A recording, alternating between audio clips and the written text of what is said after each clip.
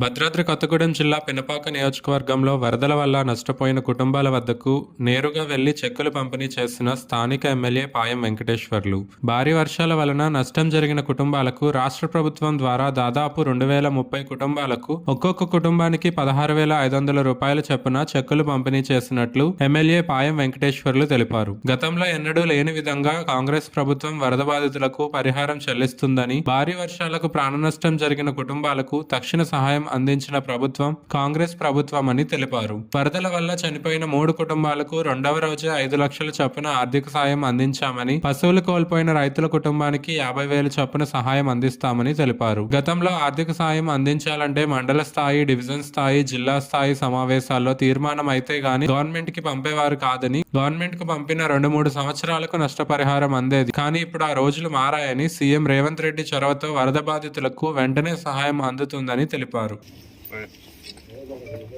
మీతో స్టార్ట్ బ్యాంకులు వేసుకొని మార్చుకోండి, డబ్బులు ఈ అవసరాలకు ఉపయోగించుకోండి. మన వరద వల్ల నష్టం జరిగింది కదా, ప్రభుత్వం సాయం చేస్తుంది. మనం ఈరోజు మొన్న వచ్చినటువంటి భారీ వర్షాలు, అత్యంత భారీ వర్షాల వలన నష్టం జరిగినటువంటి కుటుంబాలన్నిటికీ కూడా ఈ రోజున రాష్ట్ర ప్రభుత్వం ద్వారా ప్రతి కుటుంబానికి మరి ఆదుకోవాలనే ఉద్దేశంలో భాగంగానే ఈరోజు Ashok Nagar hostel area, railway gate Punavaram area, Sundarayya Nagar, Adarsh Nagar ప్రాంతాల్లో వెళ్ళి బాధితులకు, భారీ వరదలకు మరి నష్టం జరిగినటువంటి కుటుంబాలకు చెక్కుల పంపిణీ కార్యక్రమం ఇవాళ ప్రారంభం చేయడం జరిగింది.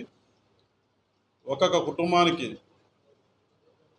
మరి ఇవాళ నష్టపోయినటువంటి ప్రతి కుటుంబానికి దాదాపు 2,030 కుటుంబాలకు నష్టం జరిగింది.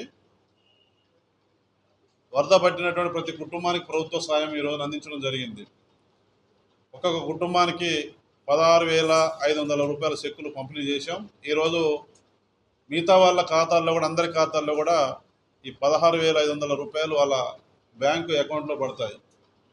ఆ రకంగా లబ్ధిదారులందరికీ ఎన్నడూ లేని విధంగా, ఎప్పుడు లేని విధంగా వరద పడినటువంటి ఇంత పెద్ద మొత్తంలో, ఇంత పెద్ద ఎత్తున మనుగూరులో మరి గతంలో వరదలు వచ్చినప్పుడు ఎప్పుడు కూడా ఏ ప్రభుత్వం సాయం చేయాల. కానీ ఈసారి 230 కుటుంబాలకు, ప్రతి కుటుంబానికి ఆదుకోవాలనే ఉద్దేశంతో మరి ప్రజాప్రభుత్వంలో, ప్రజాపాలనలో మన ముఖ్యమంత్రి గారు, మన ప్రభుత్వం మంచి నిర్ణయం తీసుకొని ఆపదలో ఉన్నటువంటి, కష్టాల్లో ఉన్నటువంటి, మరి ఇవాళ అన్ని రకాలుగా నష్టపోయినటువంటి కుటుంబాలందరికీ కూడా సహాయం చేయాలనే ఉద్దేశంతో రాష్ట్ర ప్రభుత్వం ముందుకొచ్చి ఈ రోజున సహాయం చేయడం అనేది మరి వాళ్ళ ప్రభుత్వానికి మీ ద్వారా నేను ధన్యవాదాలు తెలియజేస్తా ఉన్నా.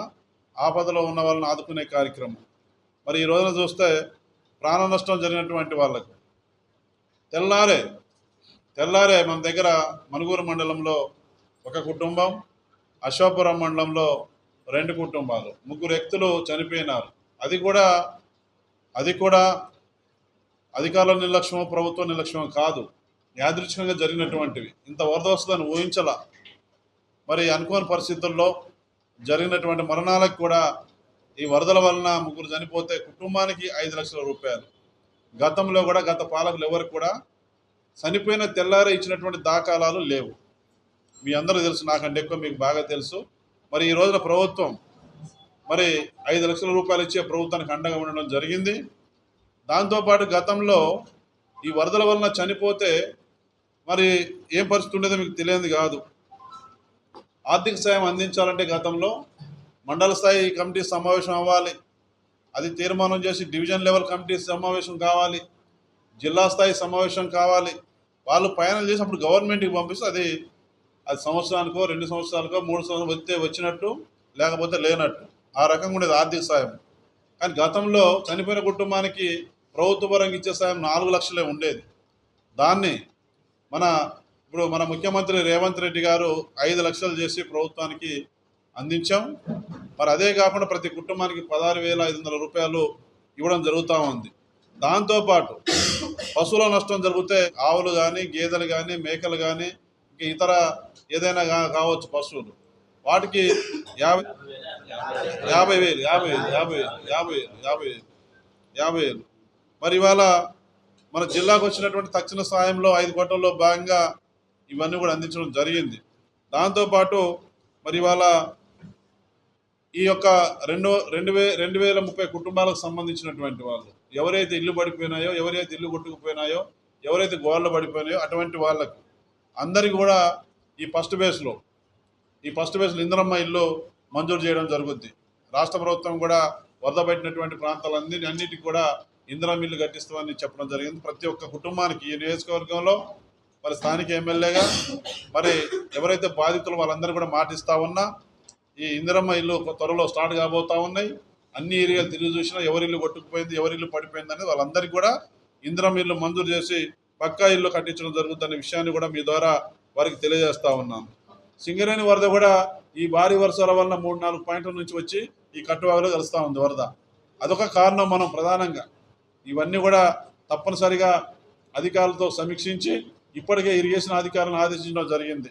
మరి ఈ ప్రకృతి వైపరీత్యం సంభవించడం దురదృష్టం అయినప్పటికీ దీనికి ప్రభుత్వం వెంటనే స్పందించి వారందరికీ ప్రతి కుటుంబం ఆదుకునే కార్యక్రమం చేపట్టింది. మరి ఒక్కసారి ప్రభుత్వానికి ధన్యవాదాలు తెలియజేస్తూ మరి ఈ వరదలో నష్టపోయినటువంటి ప్రజలందరూ కూడా ధైర్యంగా ఉండండి. ఏ ఇబ్బంది వచ్చినా కష్టం వచ్చినా మీ కుటుంబాల సభ్యుడిగా మీ ఎమ్మెల్యేగా నేనున్నాను. మీరు వచ్చిన నేరుగా నా దృష్టికి తీసుకురండి. మీ సమస్యల్లో బాధల్లో స్థానిక ఎమ్మెల్యేగా అండగా ఉంటాను. ఈ ప్రభుత్వం కూడా అండగా ఉంటుందని చెప్పేసి మీ ద్వారా వారికి తెలియజేస్తూ సెలవు తీసుకుంటా ఉన్నాను.